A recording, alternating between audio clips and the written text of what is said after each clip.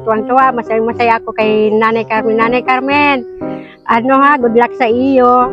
At natutuwa ako at nagkakamalipat ka na. Sana, kahit hindi mo ako iniimbitahan sa blessing ng bahay mo, mapunta ako. Alam mo na yung mga naan mo yan, wag mong pansinin yung isa dyan. Ang mahalaga, wala kang kinatapakan. Ay, palaisipan na. Kasi Kuya Efren, yun lang naman kasi ang kaya mahirap na. Pasensyahan na mabuti yun. Kaya Nanay Carmen, wag mong intindihin yun. Sige lang, go lang ng go. Walang-wala ka talaga. Ay, wala po, tiis talaga. Kahit nga yung mga nag-aantay ko, wala nang Christmas. Sabi naman ni So, si Wako. Jaira at si Wako hindi naka-attend ng Hindi Christmas po. party. Oo, kasi wala naman po akong Malungkot yung dalawang bata. iyak Hindi sila. nakasama sa Christmas party. Ay, yung isa naman, ay hindi na mamakmasal ng Christmas party basta makapag-aral ako.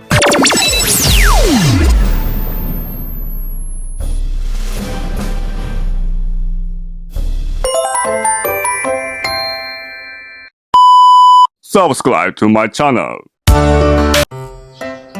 Magandang umaga po, mga katuwang. Samahan niyo po ako. Pupunta tayo ngayon kay Ate Elsa. Pasensya na po at nasira po ang microphone. Kaya hindi po masyadong tawag dito. Inulit po natin yung nag-voice over po tayo dito po sa ating intro ng ating upload video. Tara po, samahan niyo po kay Ate Elsa, mga katuwang. Pupunta tayo dito kay Ate Elsa kasi meron pong sponsor na naawa sa kanya, gustong makatulong para sa hanap buhay ni Ate Elsa, no? Kaya gusto nilang matulungan. Pero hindi na yung tulad ng dati na magtitinda siya, magbibigay ng puhunan para muling magtinda ng mga dati niyang tinitinda dun sa padyak, dun sa hauler. Ang gusto niya, mag-focus na lang, mag-concentrate sa paglalabada si Ate Elsa. At kung gustuin daw ni Ate Elsa yung kanyang suggestion, bibilhan niya ito ng mga gamit sa paglalaba tulad ng palanggana, payong para kahit maulan, mainit daw, hindi tuloy-tuloy sa Ate Elsa ng paglalabada doon sa ilog. Tapos isang buwang supply ng detergent bar, yung panlaba, sabon at iba pa, no? Para tuloy-tuloy kumbaga malaking tulong para kay Ate Elsa yung araw-araw siyang may kinikita sa paglalabada. Kaya yun ang tulong na gusto niya kay Ate Elsa. Kaya tara po, puntahan natin si Ate Elsa. Tuloy makumusta na rin po natin siya. Di natin alam kung ano na nangyari doon sa refrigerator na binigay sa kanya ng sponsor, no? And sa ngayon kasi wala pa siyang kuryente, alam natin yun kasi 10,000 ang kakailanganin para po magkaroon siya ng kuryente, mga katuwang. So hanggang ngayon wala pa rin siyang kuryente. Sabi nung mga kababayan natin, yung mga netizen, baka yung refrigerator masira dahil tagal na pong hindi ginagamit, mga katuwang. Kaya makumusta na natin. Pati yung padyak cooler, no, na ginagamit niya sa paghahanap buhay. Tingnan natin, mga katuwang.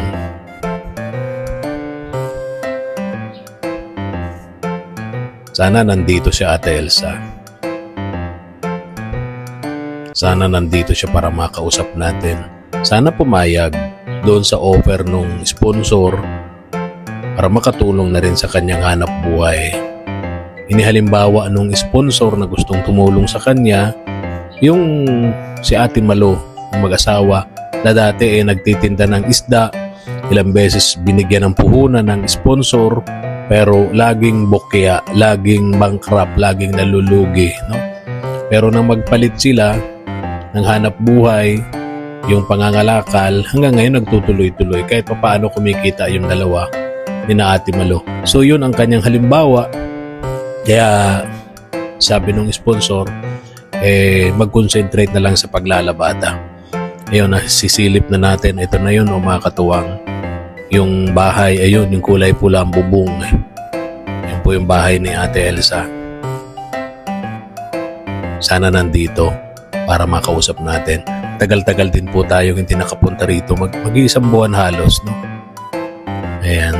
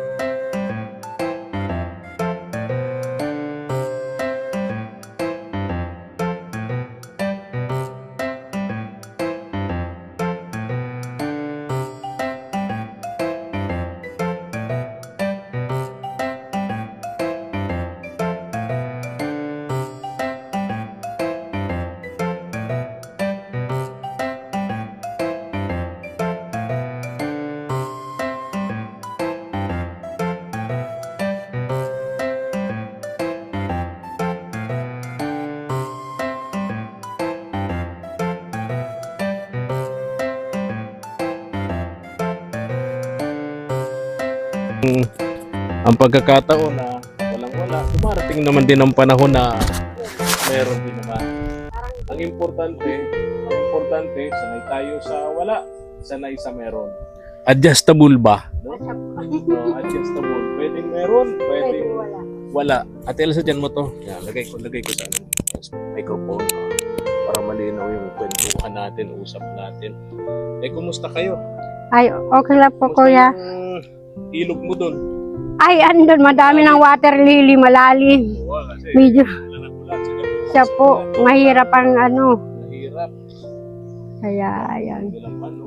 Dami ko nga pong nilaban, mano-mano. Inaabot ako kahapon ng gabi. Ha? Gabi na ako natapos. Gabi. Magkano ang kinita mo?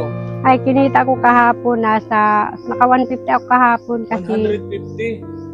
Ano lang, isang kilong bigas lang yun. Sabi ko, ay, pinagtsatsagaan ko, Kuya Efren, at alam mo Isa naman. wala. Yun nga. 150 na yun, hindi mo yun makukuha. Paghapon ka maglakad-lakad yun sa kali.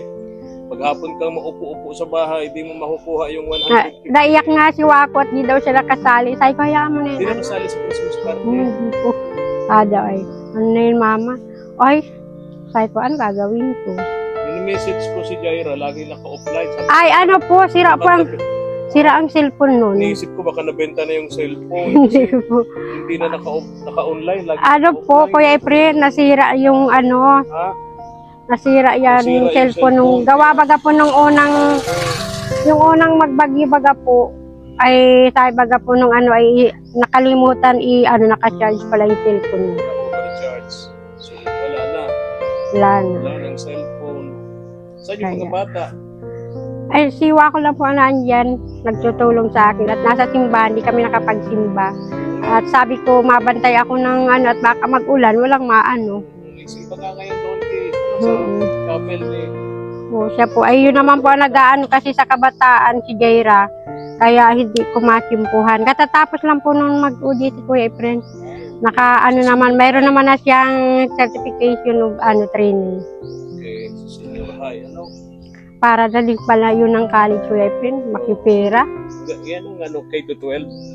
Kaya High lang, school ka pa lang, meron ng mga training. para ng pang-college nga yung Kaya lang pag hindi man pinaaral, wala naman maaano. Kaya marami din namang bumibilig sa iyo kasi talaga nakakonsentrate ka para mapag-aral mo yung tatlong anak mo.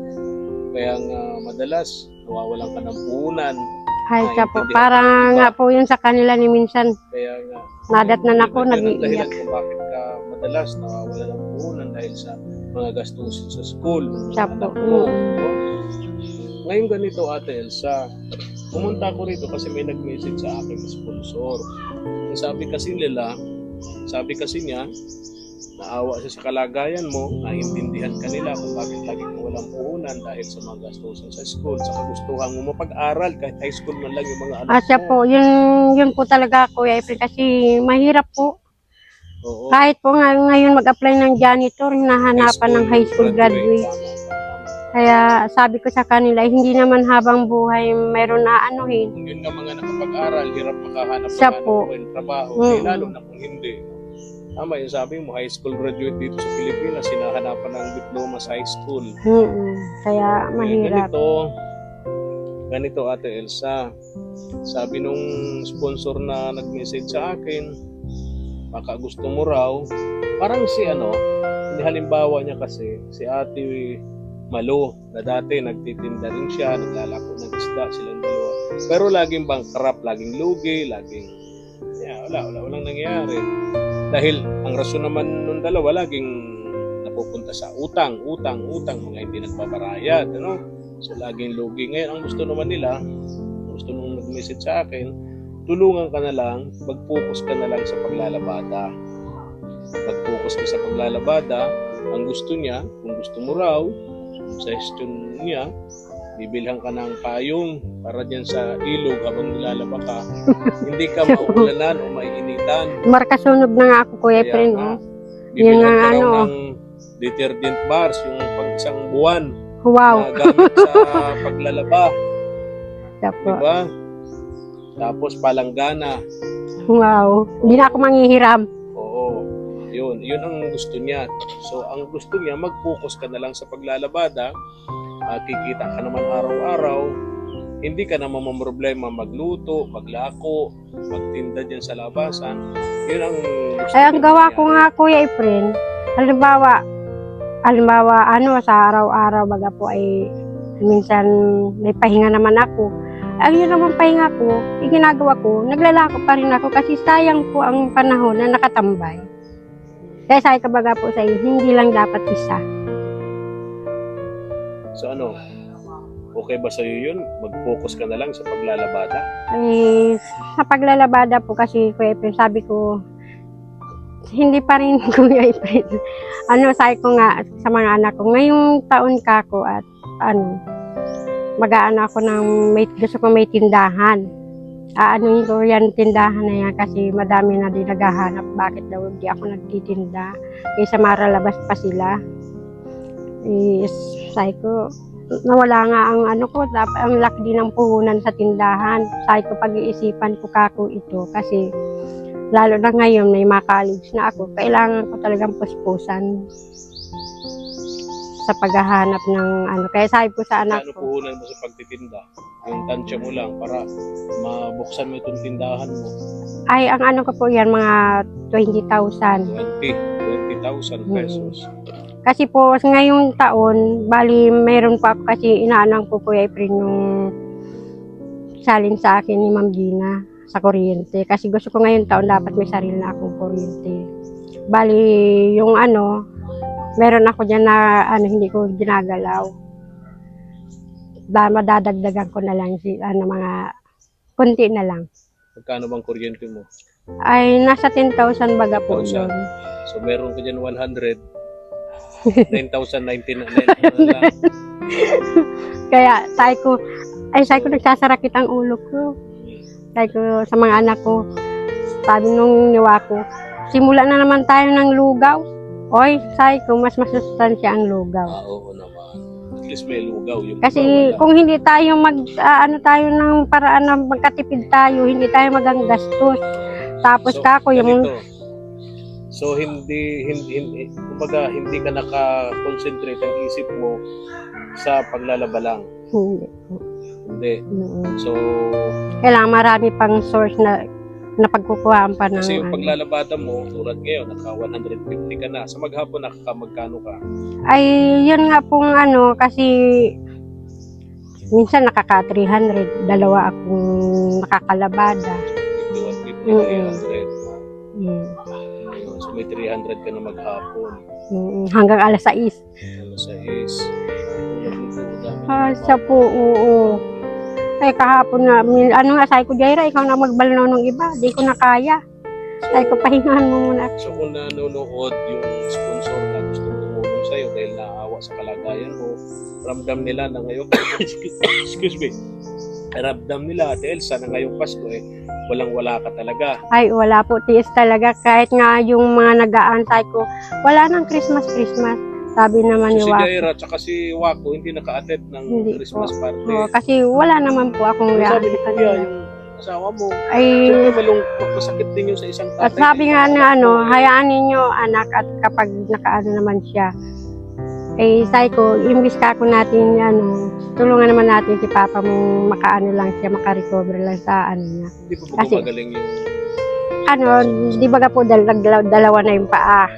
Yung naman, okay na, Kuya Efrem, medyo hindi na siya maga. Hindi na. Kasi sabi ko, yung mga herbal na gamot. So wala pa rin trabaho dahil doon. Ano lang naman, Kuya Efrem, pa-ere extra. Parang artista. Oo, parang pero okay na po yung kaysa naman walang-wala talaga. At least ano po na Mas malungkot yung dalawang bata. iyak Hindi sila. nakasama sa Christmas party. Ay yung isa naman ay hindi na mamakmasal ng Christmas party basta makapag-aral ako. Nagsasama siya doon sa pagbubuhang. Sabi ko, anak, baka kung mapano ka dyan. Dalawang lalaki nga pala yun. Isang lalaki, Isang half. Ay, isang ano po, babae. isang binabae. Okay, tatlo nga pala yun. Yung isa, Kaya, naghahakot ng Naghahakot hangin. siya po. Kaya kahit ano lang natulong-tulong siya, ba mayroong mauling, nasa ano po siya, nasa masama. Ay naawa So, naman ako, payat malinaw, na. nakakatuwa, nanonood sa atin, yung sponsor na naawa, gusto tumulong dito kay Ate Elsa. Yung suggestion niya na mag-focus na lang si Ate Elsa sa paglalabada. Siguro naman po narinig niyo, Ma'am Sir, na hindi po nakapokus dun sa Ate Elsa sa paglalabada. So ang gusto talaga niya, bumalik sa dating pagtitinda. Ang puhunan niyang kailangan is 20,000 pesos para sa kanyang para makabalik sa kanyang pagtitinda. Now, yung rep mo, masisira daw yun kapag Ano nga po, kaya yun nga ang Kuya Efren, gusto ko yung makapagka-kuryente na nga, kaya lang ay Kuya Efren parang ang tagal pang Tapos makaipon-ipon, pala yung kapos pera. talaga. Yung 10,000 na kailangan, Hindi ko pa maano. lang yung 100 pesos. Kaya nga Kuya So, Efren, kailangan pa ng 9,990. pambili. So, ang hirap Kuya Efren, nagkasabay-sabay pa, tapos nung magbagyo pa, ay di nawala pa. Wala pa yung 100. Hindi po nawala pa nung sabi ko, wala pa akong may dadagdag kasi wala nung Hindi kuryente. to zero na wala ng 100. Meron pa naman. Meron pa. Oo. Okay. Ay, pambira. Kaya natatawa nga ako sa tago ko, sabi ko, pambira ka. Kailan ka baga Alam mo, madagdag? sisira daw yung rep. Ay, kaya nga po, Kuya Ilang Efren, ano ba? kailan lang yan, August yata yan ibinigay Sira sa daw akin. yun pag hindi nagagamit. Kaya nga, Kuya Efren, wala talaga akong pangkuryente. Kaya, Alam, unahin mo, yung tindahan ng kuryente. ay, kung ako Kasi lang nga kung maluwag, tindahan, kung ako lang nga maluwag-luwag na Kuya Efren, sabi ko sabayin kung mo ba? pagsasabayin ko ng mga 30 million hanggang kuryente meron na ako. Kaya sabi ko, saan mo na ako makuha nun? Kaya panay ang isip ko habang naglalaba ako, yung rep ko kako, paano na yun. Unahin mo yung tindahan. Paano? No, tindahan. Ayun. Sisira yun. At saka sabi ko nga sa mga anak ko, yung pag ako may tindahan kako, sasaraduhan ko yan. Pag wala ako nakakandado. Kasi mahirap na yung pag wala ako, di siyempre naalis naman ako at mamimili. Tapos pag may extra akong labada, kailangan meron si Jaira lang ang pupukas dyan na magbantay. Walang iba. Problema ni Ate Elsa. So ngayong Pasko, walang-wala si Ate Elsa. Walang-wala. Tuyo. Paskong to. Paskong tuyo si Ate Elsa. Ano nga Kuya Efren, minsan talbos kamuti ko nga ng bagyo baga po. Nagkasirira yung mga tanim ko. Kaya nakakaiyak. Na yung inaasa-asa kung meron na kami gugulayin, nagkawarala. Ngayong house blessing.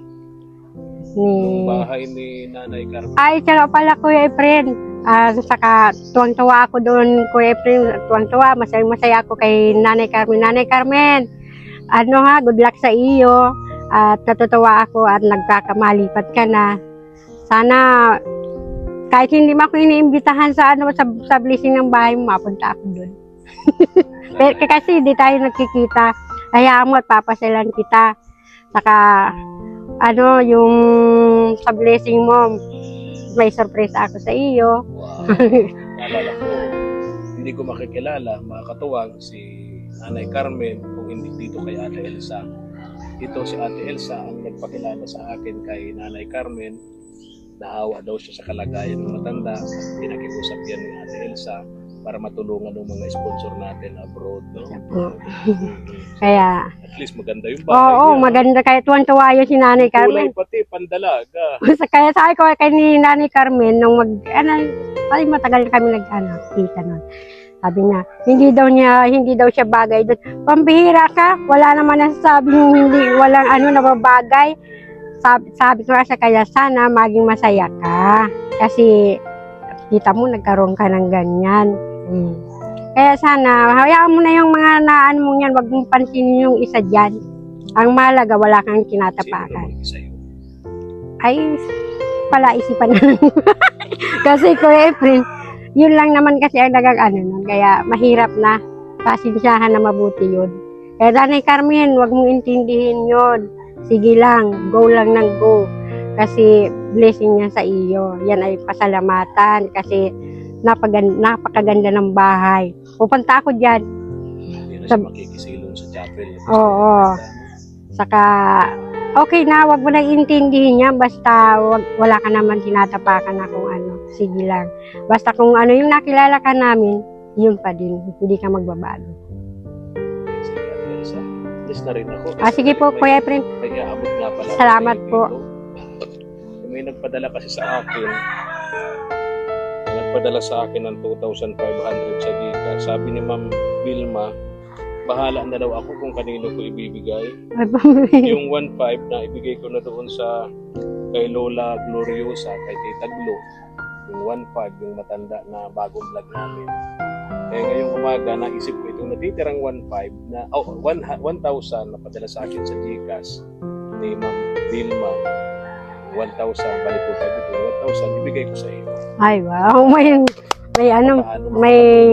Mayroon naman akong pambili ng ulam ni Wako.